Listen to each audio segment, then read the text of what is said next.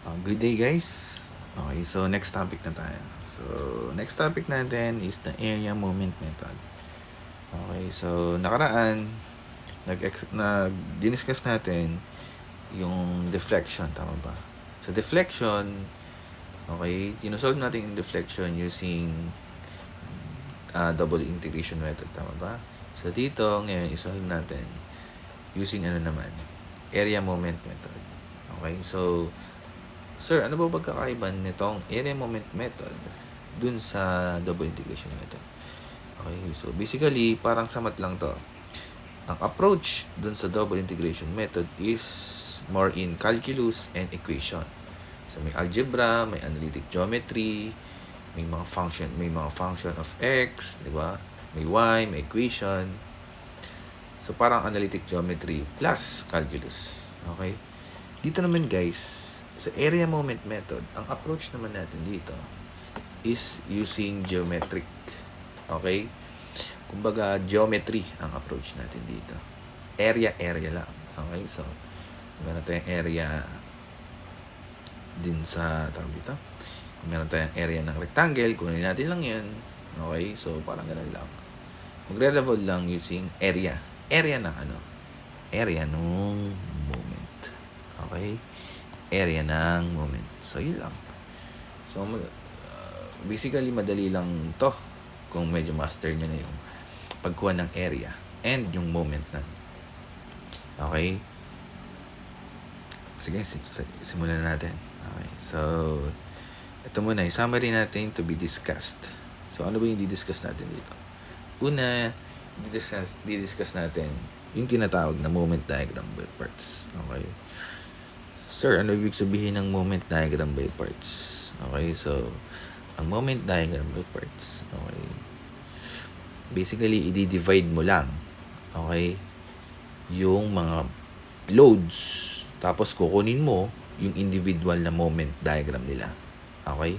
Kasi iisa-isahin mo lang yung every diagram ng every load. Yun lang yun. So, meron tayong mamayang sample problems about that. Next, ano ba yung theorem? Paano ba nabuo yung concept ng moment area? Okay? O yung area moment method. So, paano ba nabuo yun? Okay?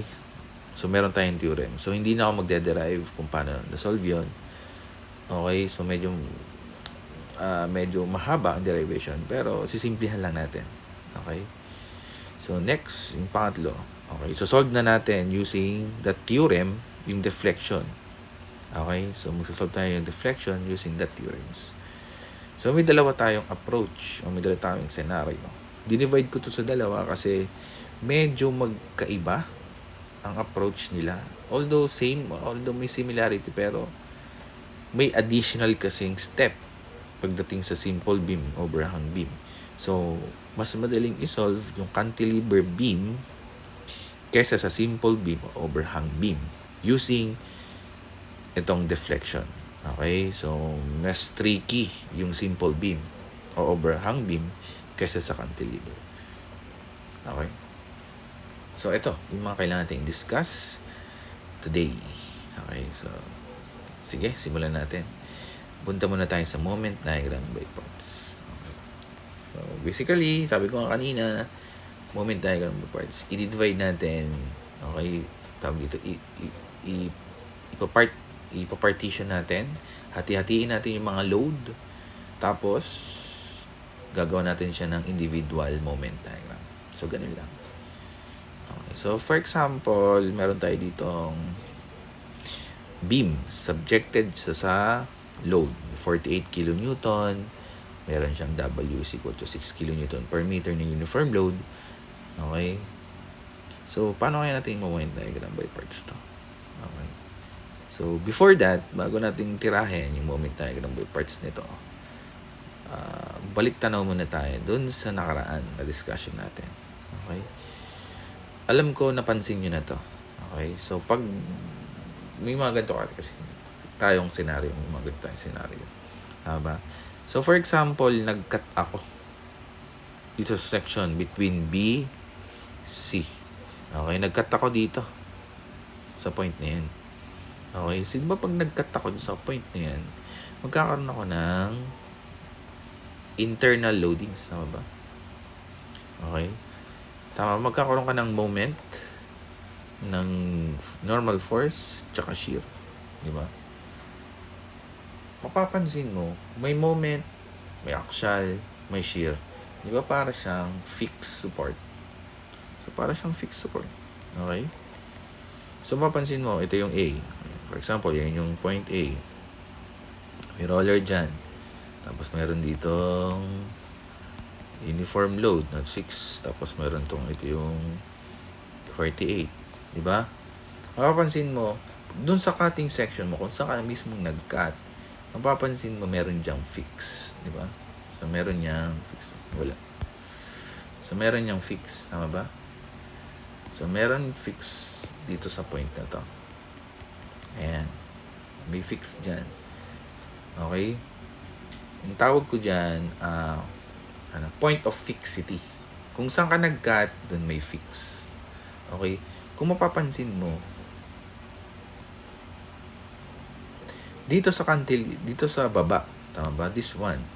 Mapapansin mo, para siyang naging cantilever. Tama ba? Nagkaroon ka ng force dito sa baba, nagkaroon ka dito, nagkaroon ka dyan. Di ba para lang siyang isang cantilever? Okay? So, para siyang cantilever na lang. Okay? So, bago natin simulan yung moment diagram with parts. Okay? Alamin muna natin yung magiging scenario ng every load depende sa location ng load. Okay? So, ano yung sinasabi ko? O, sige, simulan natin. Papunta tayo sa first scenario. Okay? So, for example, nag-cut ako, di ba? Tapos, nagkaroon ako ng cantilever na ganito. Okay? Which is subjected to saan? Subjected sa moment na 50 kilonewton per meter. Kilonewton meter pala, sorry. Tapos, merong distance yung beam na 3 meters. Paano kaya yung magiging moment diagram nito? So, moment diagram, ha? So, tawag dito, hindi na tayo dadaan sa shear kasi medyo hahaba yung solution natin. Tumalon agad tayo sa moment diagram. Paano kaya yung magiging moment diagram nito? Okay? Tama ba? Pag meron kayong moment, pagdating sa moment diagram niyan, guys, okay, ganito na siya. Okay? Tama ba? Okay, so 50, tama ba? 0 magiging 0 degree dun sa moment diagram. Again, mag-cut ka lang dyan. Di ba, nag-cut tayo dito for example. Tapos meron tayong may expose na moment. May moment ka dyan. Tapos may shear. Tapos may axial. Okay, so ganyan lang. So, wala namang value yung shear, wala namang value yung axial, so moment lang. So, pagdating dito, 50 pa rin sa dulo, di ba? 50 pa rin dyan. So, walang nagbago. Okay? So, 50 pa rin dito. Okay, pa rin lang muna. Okay? So, nakikita nyo, naglagay ako dito ng positive na sign. Tama ba? Sa gitna. Okay, so ibig sabihin, positive yung moment na bubuo dito sa diagram na to. Okay, ito na mismo yung moment diagram niya. Okay, ito na yung moment diagram. Okay. From concentrated moment, tama, 50, okay, habang pupunta siya dun sa fix. Okay, habang pupunta siya dun sa fix, constant lang yung magiging moment niya, di ba? 50, then papunta siya doon, hanggang mapunta dito, 50 lang. Okay? So, ganun lang. Pag moment yung load. Okay? Paano naman, guys, kung ganito na yung scenario? Okay? Paano naman, guys, kung ganito na yung scenario? Okay? Okay, so, tama ba? Makikita nyo, mapapansin nyo, ang 50 kilonewton is counter, Tama ba? Counterclockwise. Tama ba? 50 kilonewton is counterclockwise. Okay, so pwede ko bang sabihin? Okay, so counterclockwise, di ba? So mapapansin nyo counterclockwise. So therefore, ganito ba magiging ano yan? Diagram? Negative. Kasi sabi nyo counterclockwise. Di ba? Pag sabi nyo, usually sinasabi nyo counterclockwise is negative. So ganito ba magiging scenario yan? Okay, ganyan ba?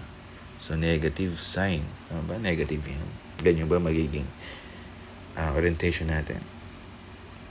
Okay. So ganyan ba magiging moment diagram?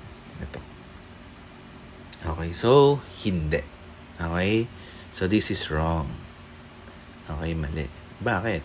Sir, sabi nyo pag counterclockwise, negative dapat. Okay? So hindi. Okay? So iba na yung orientation pag ganito yung scenario. Okay? Okay. So para mas madali natin malaman kung ano ba yung magiging sign dun sa moment diagram, ganito na lang gawin natin. Okay? So tama ba meron kang beam? Okay? Subjected siya saan? Dito sa load na to. Sa 50. Ano bang ginagawa ng 50 kilonewton meter dun sa beam? Di ba ang ginagawa niya para siyang pinapangiti niya, di ba? Yung beam, pinapangiti niya ng ganun. Okay? So, therefore, kung maalala nyo, nakaraang discussion natin. Okay? Pag yung load mo, pinapangiti niya, o yung moment mo, pinapangiti niya yung beam, therefore, pwede nating sabihin na positive yung moment doon. Okay? So, therefore, ganito pala. Okay? So, ganito, yung magiging moment diagram niya, positive pa rin. So, same lang sila. Okay? Kung mapapansin mo, ito ay naka-mirror lang. No? So, yung nasa left side, itong nasa left side, i-mirror mo lang, ganito yan. So, same pa rin yung magiging moment diagram nila. Ha? Ganun yung orientation. Okay? Again, wag nyo tignan kung clockwise or counterclockwise yung load. Ang tignan nyo yung magiging elastic curve.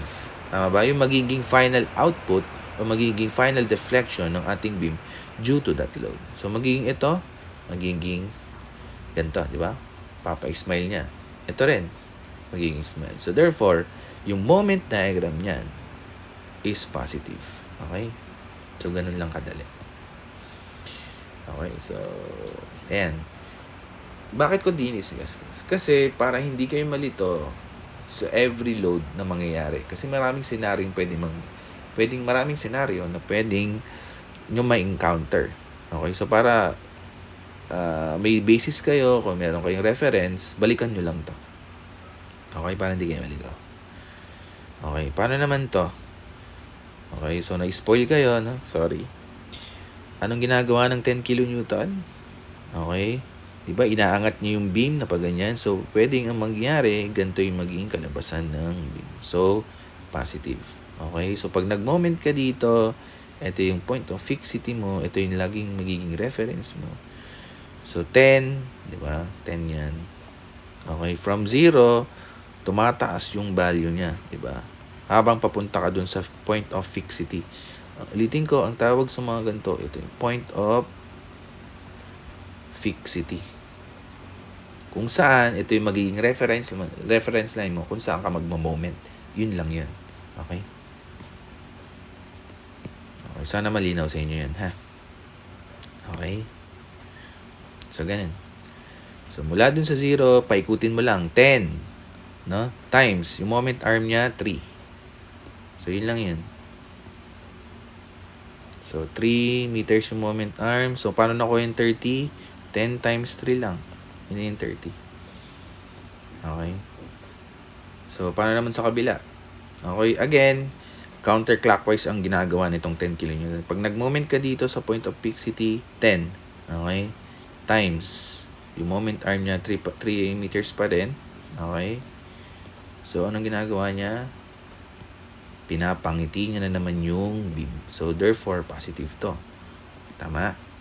So, therefore, Kung ipa-plot ko yung diagram niyan, mula dito sa 0, okay, tataas yan ng ganito. So, from point load, naging uniform load. So, ito ay first degree. So, ganyan yung magiging. Again, positive yan, parehas. Kasi, nagpapasmile siya ng beam. Okay? So, nakasunod kayo dito. Okay, so next. Paano naman to? Again, pababa. Okay, so anong ginagawa ng 10 kilonewton? Sad phase niya. So, therefore, this is sad phase. Okay? So, therefore, dapat expect natin negative yung sagot niya. So, ayan. So, 10 times 3, kaya nakuha natin itong 30. Okay, sa kabila. Paano naman pag minirror mo? So, 10 times 3. Ganun pa rin. Okay? I hope nakasunod kayo. Okay, so next. Okay, paano naman to guys? Meron kang uniform load. Okay? 10 kilonewton per meter. Okay, so ang application ng load nasa baba. Okay, pinapataas niya. Again, tignan nyo yung magiging elastic curve niya pag nag-apply ng load. Okay, doon yung malalaman kung positive or negative. So, marahil baka ganito yung maging final output. Okay? So, smiley pa rin. No? Nakangiti pa rin yan. Okay? So, therefore, positive yan. So, paano kaya yung magiging point of fixity niya? Point of fixity. Yung moment diagram niya. So, ito yung magiging moment diagram. Okay? So, ganyan. Ito yung moment diagram. So, mula dun sa dulo, 0. Then, habang papunta ka dun sa point of fixity, tumataas. Pero, hindi na siya linear, hindi siya triangle. Naka second degree. Okay? So, again, positive yung sign. Sir, paano nakuha yung 45? Okay? Paano nakuha yan? So, ang gawin mo, di ba? Ito yung point of fixity. Point of fixity. Kung saan ka magmo-moment, fixity. O yung reference mo, yung iba reference line ang tawag. Okay, yung iba reference line. So, diyan ka lang mag-moment. Okay, so 10 times 3. Di ba? Times 1.5, therefore 45. So, yan na yun. Ito na yung magiging moment diagram. Okay? So, yun lang. Paano pag minirror ko sa kabila? Okay, edi mirror mo lang din. Tama. So, positive pa rin yan. Okay, again, pinapangitiin niya lang din yan. Okay, so I hope nakakasunod kayo. Okay, so balikan nyo na lang pag medyo nalilito kayo. Okay. So, next. Paano naman to? Okay, yung kanina, paangat yung load. Ngayon, pababa. So, therefore, syempre, ang ginagawa naman ito, syempre, pinapasad na naman yan. Di ba? So, therefore, expect natin dyan, negative yung sign. So, ganyan. Okay? Yung mirror mo sa kabila. Okay, ganyan. Okay? So, I hope, hindi naman sa kailangan yung kabisaduhin. Kailangan nyo lang malaman yung concept behind paano ba nangyayari ito. Okay? Yung unang gusto kong malaman nyo, huwag kayong umasa dun sa magiging kung clockwise ba siya o counterclockwise. Tumingin kayo dun sa magiging elastic curve. Tapos tignan nyo kung ang ginagawa niya ba sa beam is pinapasmile, doon kayo mag-base ng sign. So, yun lang naman. Tapos, kung saan nyo may fix, doon lang kayo mag-moment. Ito yung magiging reference line nyo. Then, paikutin nyo lang yung moment, yung mga load lang. Ito, ganun lang. Okay? Okay, sige, next. Okay na tayo sa uniform load. Paano naman pag ganito? Okay. Anong pagkakaiba nito doon? So, kanina ito, buong beam meron siyang uniform load. Pero pagdating dito, guys, okay, bitin na. Okay, so 6 meters yung buo, 3 meters na lang yung width. So, paano kaya yung magiging diagram nito? So, usually, ganito yung magiging diagram yan. Okay? So again, anong ginagawa nitong beam ng load na to? Itong 10 kN per meter na to? Okay, so ang ginagawa niya, pinapasad niya na naman yan. Tama ba? Magiging ganyan yung beam natin. Tama? Which is dapat negative. So therefore, ganito yung magiging diagram niya. Okay? Mula dito, mapapansin nyo, yung una. Okay? Meron tayong second degree mula dito. Sa 0 hanggang dito, nag-45.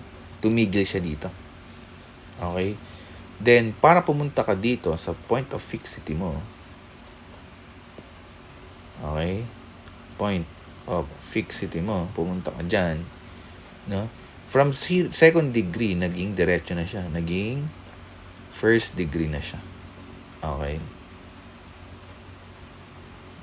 Sirs, paano ba nakuha yung 135? So, basically, ganun lang. 135, saan galing? 10 times 3 times moment arm, di ba? Kung ito yung 6, ilang matitira dito? 3. Di ba? 3 meters. So, moment arm niya, ito yung resultant ng uniform load, di ba? So, merong 1.5 na matitira dyan. So, 1.5 plus, dito ka nag-moment sa point of fixity. So, plus 3. So, therefore, magiging 135 yun. Okay? Kasunod? So, yun lang yan. Okay? So, ito pa rin yung magiging value. Pero, ang gusto ko lang i-emphasize dito, guys, na ganito yung magiging moment diagram niya. Meron dito second degree, tapos nagkaroon ng diretso. Okay? Then, merong rectangle dito. Okay? Tapos triangle. Ganun lang. Okay? So, huwag kayong mag-alala. Bihira nyo lang to may encounter dito. So, may ibang technique dyan. So, dito pinakita ko lang yung magiging scenario pag ganito. Okay? So, okay? So, kung walang tanong, diretso na tayo sa kabila. So, pag minirror mo yan sa kabila, okay? O, ganito yan. So, mirror mo lang. Okay? Again, negative yan. Okay? So, I hope nakasalit kayo. Next. Ayan, paano naman to, guys? Okay, so kanina, uniform load, tama ba? Ngayon, triangular load na tayo. Ayun na. Ayan. Okay, so, again, paano kaya yung magiging elastic curve nito? So, feeling ko, ganito yan. Okay, pinapasad niya na naman. So, negative yan. Okay. So, madali lang yan. Paano nakuha yan? Okay. So, madali lang yan, no? 10 times 6. Okay, dapat 1/2 muna. Okay, triangle kasi. 1/2 ng 10 times 6. Okay. Times, moment arm niya na 1/3 ng 6. Okay, so magiging 5 times 6, 30. Ito magiging 2. So 5 times 6, 30 times 2, 60. Okay? So yun lang. I-moment mo lang tong triangle na to dun sa point of fixity. Okay? Ayun na yun. Okay? Tapos, mapapansin nyo, from 0, okay, papunta dun sa point of fixity, lumalaki. Okay, so third degree. Okay, from first degree, dadaan ka ng shear, tama ba? From load, tapos dadaan ka ng shear, then mag-moment. From first degree, magiging second degree, tapos magiging third degree. Kaya naging third degree. Okay.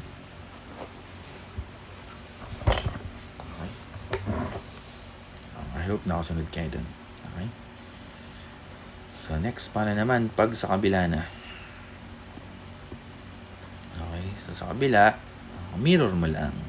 Okay. Again, ganyan lang, kadali. Okay? Okay, may gusto lang i-emphasize dito, guys. No? Pag may gantong senaryo na, okay, Gantong scenario, guys. Yung height, okay? Yung height ng triangle is nandun sa dulo ng overhang o wala dito, hindi siya naka-align dito. Iba na yung orientation nito, no? Medyo tricky. Okay? So, hindi advisable gumamit ng moment diagram ng ganito. Okay? Yung gantong beam, ha? Okay, so please lang, yung gantong beam.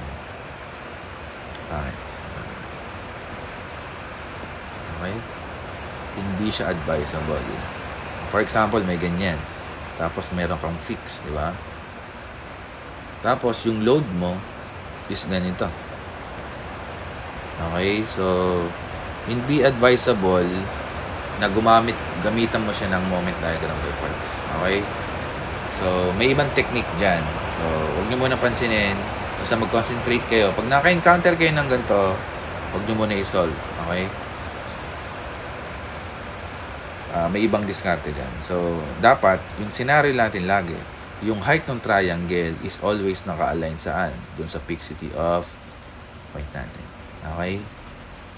Sige. May reason behind that. At mamaya, madidiscuss natin. Okay? So, next. Ito.